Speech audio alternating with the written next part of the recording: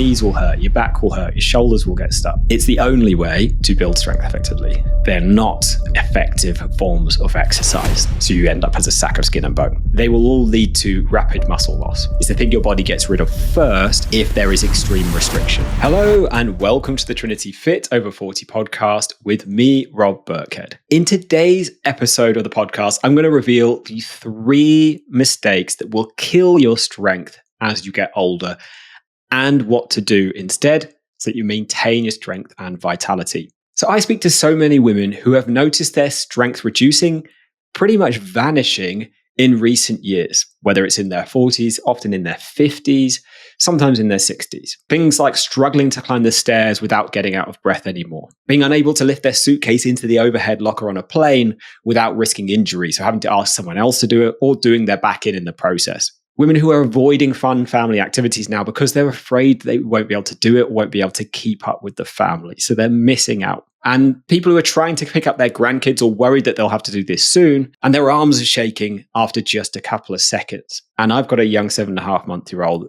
They want picking up all the time. And a lot of the women we work with have got grandkids on the way. They might even have grandkids, or they've got grandkids in the extended family. And they're starting to realize, A, they get heavy quick, and also that they can't keep up with them and they can't help out like they'd like to be able to. And a lot of people think this is all just part of the aging process, getting weaker, getting less capable, less able, less mobile. But having worked with over 7,000 clients over the past decade who've completely turned their strength around, I know almost all of this is simply because people are doing the wrong things that make things worse a lot of the time, and it accelerates aging. Whereas you can do things that actually make things a lot better as you enter your 40s, 50s, and 60s. I've had clients tell me that they're stronger in their 50s or their 60s than they were in their 20s. I've had both of those things happen. I've had clients tell me they're able to do 10 or more push-ups in their 60s when they've never been able to do one before. And I've got countless clients who've done their first push-up. I've got clients who've started new hobbies in their 40s, 50s, or 60s. Things like tennis, things like paddle, things like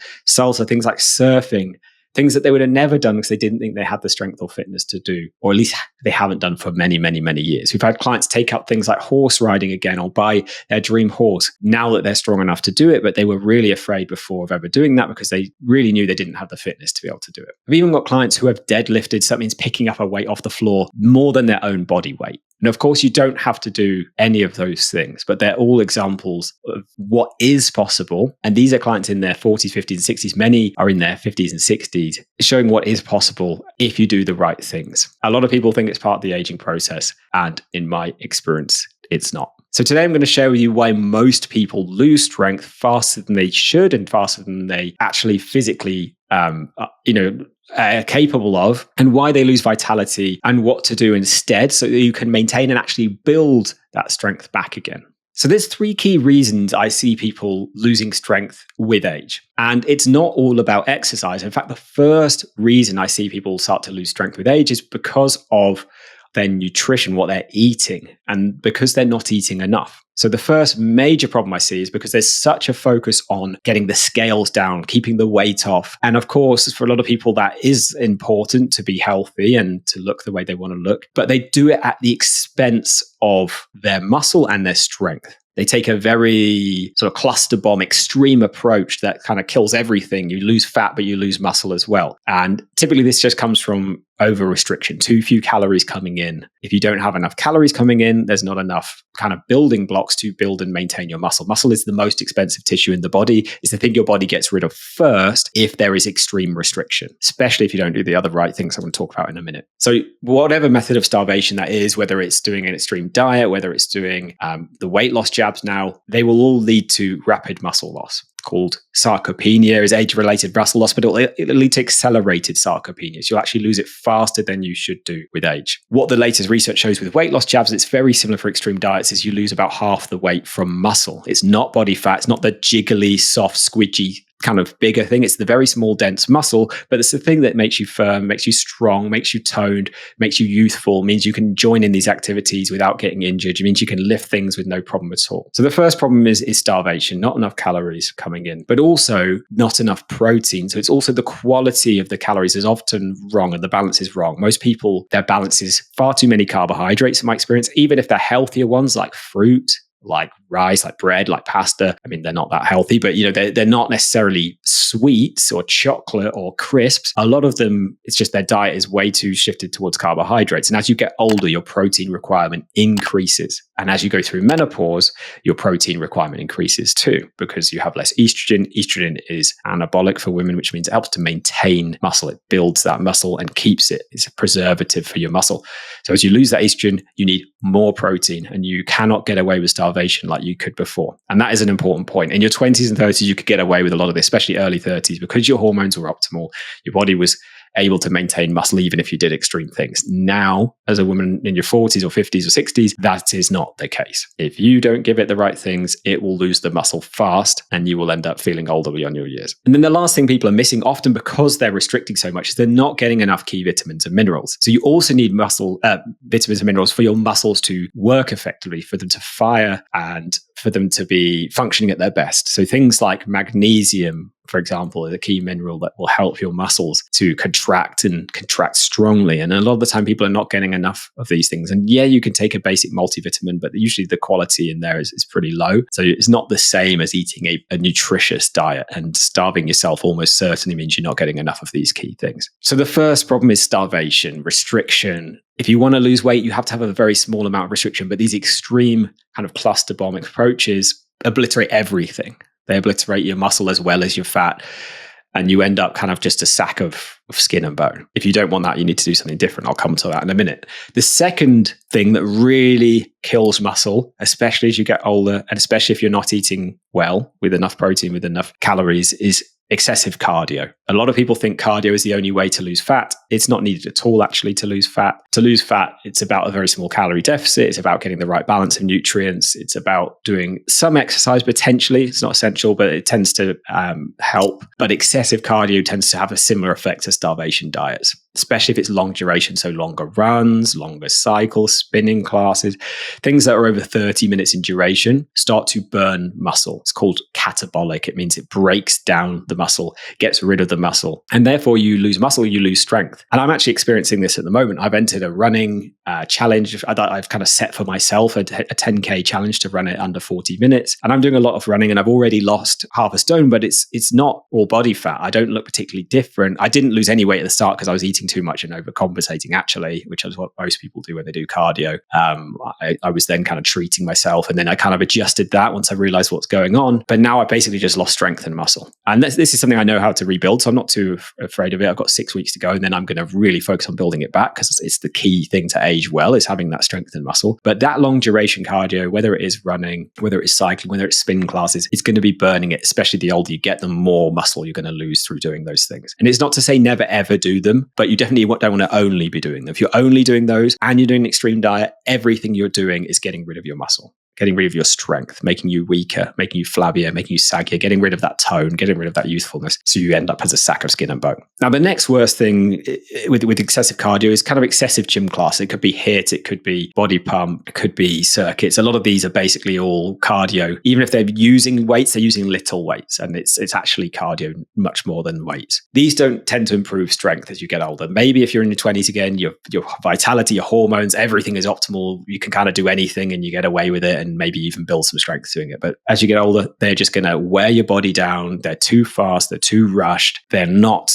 effective forms of exercise. They're all about entertainment, not about results. And it can also overstress the body, which is a different topic for another day. But if you overstress the body, it also can put the brakes on your weight loss if you do really, really excessive, intense exercise around menopause, because estrogen drops, and that helps you get away with that when you're younger. It buffers cortisol, the main stress hormone. So those are just mostly a waste of time. They're not necessarily going to lead to muscle loss, but they're not going to lead to rebuilding and gaining any strength. And again, it's not to say never do them, but often the right balance is a lot less of that stuff and doing something else instead that I'll come on to in a second. You probably guess what it is. And then the last mistake I see is people doing the right kind of exercise. I'm doing it in air quotes because it's not quite right. They are lifting weights, which is ultimately what you need to do to build and maintain strength. You need to work against resistance. So you need to lift relatively heavy weights, but a lot of people are lifting relatively light weights or no weights at all. Before 30, The research shows you can get away with this and you kind of maintain muscle, as I've said before. Your body will actually maintain it naturally. You've got lots of testosterone, you've got lots of estrogen, you're young, your body will just stay the way it is. From 30 onwards, that's not the case. Every year you are losing muscle. And this is before you even do a starvation diet or excessive cardio, which just, tortures it. What people then have realized now is they need to lift something. Okay, great. But they tend to start lifting a little bit too light. They're using little 1-2 kilo weights, or they're doing loads and loads and loads and loads of repetitions with low quality, like body pump. Or they're doing something like Pilates or yoga and they think, oh, well, my muscles are burning a little bit. But again, those are not effective for building muscle. They might just about stop you losing any more, but they're not effective for building it and making you firmer, more toned, stronger, and all of those good things. And if you're not doing any strength training at all, from the age of 30 onwards, you're going to start to lose muscle every single year with all of those consequences. And I get it can be scary. I think a lot of people are afraid to lift heavy because they don't know how. They're afraid they're going to get injured. They don't want to look silly in the gym. It's quite intimidating. I totally get that. With the first gym I was a member of when I was 16, I never saw the weights room. I still remember the noises of people grunting and banging the weights. And it was downstairs in this gym. And I just stayed upstairs where all the machines and the cardio equipment was. And I didn't have a clue what was going on down there. It was too scary. Eventually I got into it because I had friends and people that showed me. But what I realized now is you don't need to go to a gym. You can do, but most of our clients actually work from home. But it is about lifting heavier than you probably think. Not crazily heavy. You can get there if you want to get really strong. We've got clients deadlift more than their body weight and things like that. But that's usually a couple of years into it and it's only out of their choice. They're doing push-ups, they're doing all sorts of things. But that, again, most of our clients don't want to go that far. They just want to get the strength so that things in day-to-day life become easy again. They can easily lift the suitcase without worrying about it, without needing to ask for help. They can bend down and pick stuff off the floor without injuring their back. Imagine living in a home that you've cherished for years. You've done your best to keep it in good condition, But no matter how much you clean, paint, or repair, the problems keep piling up. the cracks are showing, the roof is leaking, and it feels like everything is getting worse despite your best efforts. For many women, losing weight around menopause feels just like that, You've tried diets, workouts, and advice, where the results don't come and the frustration keeps growing. That's where our Fit Over 40 private coaching program comes in. Think of us as your expert renovation team. We know exactly how to fix the root issues, rebuild your confidence, and create lasting results, just like restoring a home to its best condition. If you're ready to finally see results that last, Go to www.fit40info.com. So the truth is, a lot of the time, people's fear around lifting weights means they don't lift enough or they don't do it at all. They think they can probably get away without it, but it's a gradual decline. If you're not doing it, you're not going to notice, oh, suddenly I'm weak. You might have that moment. So my mum was trying to lift our 7.5-month-old the other day, and he's got a lot heavier recently. He's gone from the 0.4 centile to the 43rd centile since eating food. He loves his food. So he was a very, very light baby for a long time. There's a lot of worry around that. And now he is pretty solid. And she realized for the first time, oh dear, I really need to do something about this. I've lost a lot of strength. And her idea of lifting heavy is little 2 kilo dumbbells. It's not that. Our clients typically start with like a 4, an 8, and a 12 kilo kettlebell. They use the bigger ones for the lower body, and it's about lifting a lot less repetitions than people think. So let's jump into what to do, because we're kind of talking about it already. So if you want to build and maintain strength, if you want to get firm and get toned, you want to look good, you want to have shape to your body, you want to have a tighter waist, you want to have a lifted bum, you want to have firm arms, not bingo wings, you want your stomach to be pulled in. That's what muscle does. And that comes from the age of 30, 40 onwards, depends exactly when your hormones start shifting. A lot of the time it's earlier than people think. But that can only come from lifting heavy weights. Otherwise, you will lose that. Or if you've never had that, you'll never get that. But you will get it if you lift heavy weights. I've seen clients who have never been in shape their whole life, in what they would call a shape they're proud of, finally get to shape they're proud of by doing this. It's the only way to build strength effectively. There's a lot of coaches out there that will say, just do the exercise you love. And it really winds me up because it's not actually helpful for people. You cannot age well without maintaining strength. If you lose strength, as I've talked about all the things that can happen, you can't do activities you want to. You'll get injured all the time. Everything will hurt because your body, your joints are not supported anymore. They're all wobbly. Your knees will hurt. Your back will hurt. Your shoulders will get stuck. All of those things start to happen because there's no strength around your joints anymore. You won't be able to join in with the activities because you don't have the strength, you don't have the power to stand on a surfboard and balance or climb on a horse and hold yourself in a good position. So if you want to do stuff like that, if you want to look good, if you want to feel good, if you want to shape your body again, you've got to lift heavier weights than most people think. This is kind of the foundation of everything. If you want to do cardio, what I want you to imagine is like the foundation. If let's imagine being in shape is like a cake. I know it's a strange analogy because cake's generally not healthy, but the base of the cake has to be strength training, also quality nutrition. There's some things that are optional when you make a cake. Sprinkles on the top or icing on top is optional. You might not think, you might love icing, but the sprinkles are definitely optional. That's what cardio is like as you get older, because you can get better cardiovascular fitness, not the best cardio fitness in the world of an elite athlete, but you can get very good cardio fitness through lifting weights. Your heart rate will go up and down if they're heavy enough.